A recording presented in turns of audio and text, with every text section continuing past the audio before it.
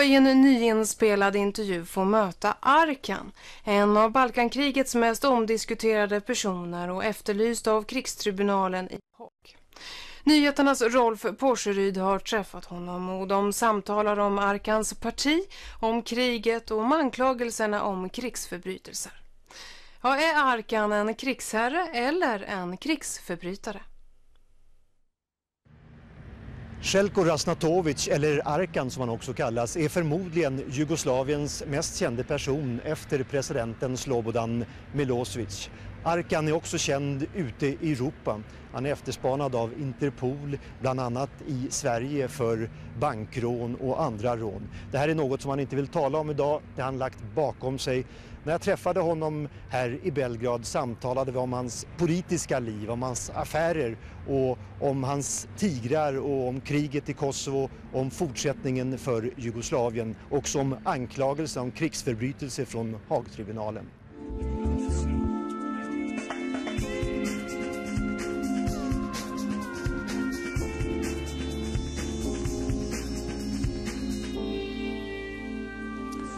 Thank you for coming, Mr. Željko Ražnatović. You are more known as Arkan. Do you mind if I don't mind. Everybody's calling me Arkan, so I don't mind.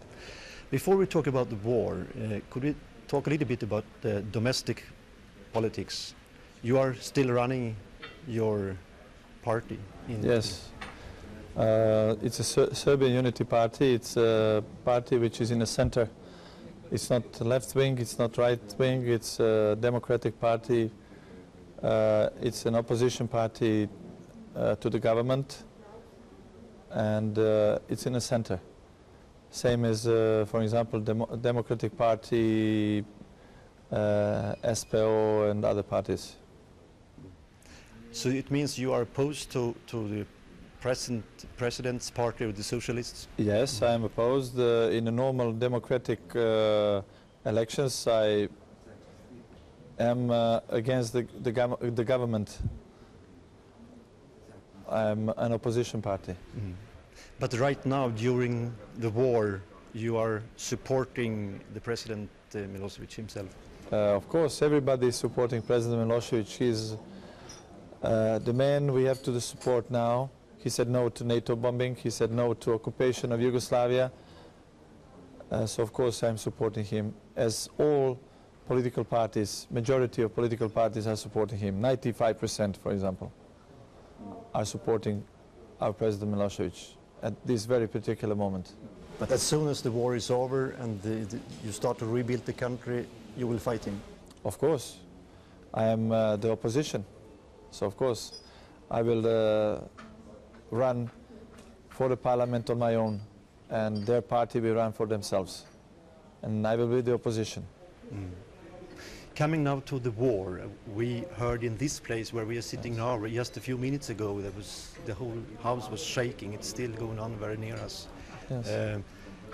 And last week, when the Chinese embassy was hit, yes, some sources in Brussels told us that the target was something close to the Chinese embassy, some offices where you are running. Are you that important for the NATO and US, you think? Or? I will tell you one thing. First of all, they deliberately attacked Chinese embassy.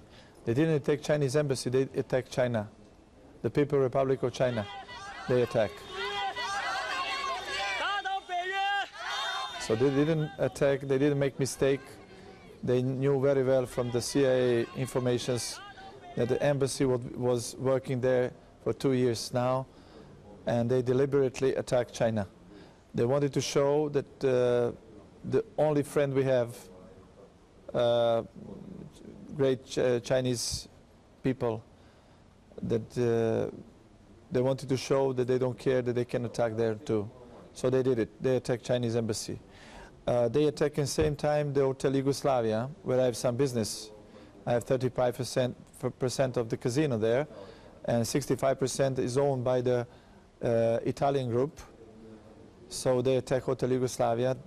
They didn't hurt casino, but they destroyed the hotel. They make $30 or $50 million damage, and they killed one refugee, a Serb who ran away from Krajina. He was sleeping there. They killed him. One The hotel was without hot water, without electricity, so nobody was in that hotel when they attacked, and they said they attacked the headquarters of Tigers, which was not true, of course. Do you feel yourself that they try to hit you or take you in some way for any reason? Well, I feel as every man and woman and child in Yugoslavia, they are after everybody. They want to kill all of us. So I don't feel anything special that they feel. Just probably that I'm used to the war, and I don't fear as children are doing that. Because every day our children, they have to go to the basement, they have to hide, because the bomb can kill them. And we can never forgive them the fear of our children. Also, we can never forgive them the innocent children they killed in this war, and innocent people. You said that China is your only friend right now. You have very few friends. Do you feel abandoned by the Western world? Well, I will tell you, it's a new world order proposed by the United States of America. They want all the countries to behave, to chew chewing gum, to drink Coca-Cola, and to eat hamburgers. Well, I refuse to chew chewing gums, I refuse to drink Coca-Cola, and I refuse to eat hamburgers anymore. I loved that before this bombing, but after that I will not chew the chewing gums. As I said, we are not going to accept anything they want to force us to do. You see, they think that Western democracy, and I told them, I warned them before, we probably would like to have the same democracy as they have in the United States of America. But of course we don't agree, we don't want those, that democracy to be posed by the bombs, by the tomahawks, by the missiles. We want to find our Serbian way to that democracy, probably the same democracy they have, but on our Serbian way. And one day, if we reach that democracy, we are not going to bomb anyone to force them to think as we are thinking. You see, the United States is for me, is the biggest communist country in the world now. In what sense? What do you mean by that? Because they want to do anything with the force, everything with the force. All this bombing, they want to force us to do something which we are not going never to accept. They want to take part of Yugoslavia, and that part of Yugoslavia they want to be a part of Albania.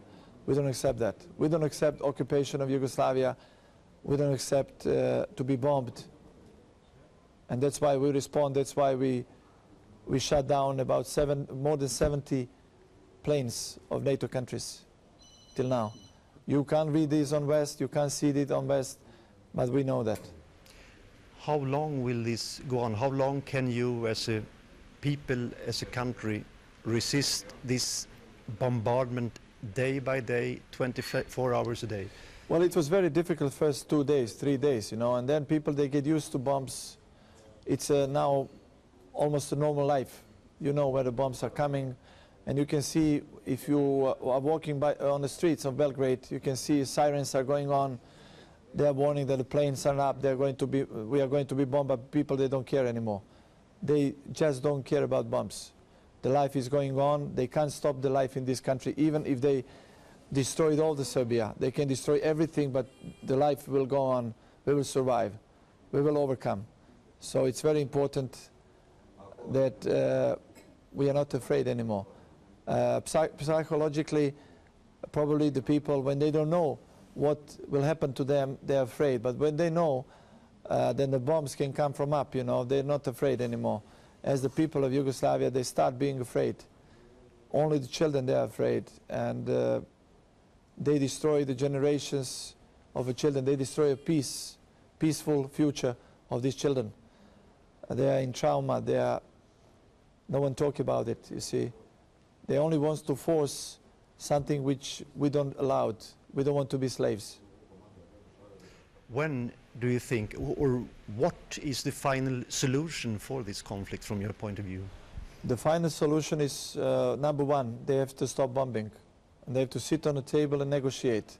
They must not threaten us anymore, because we are not afraid of NATO. If they want to talk in a civilized way, we can talk. If they don't want to talk,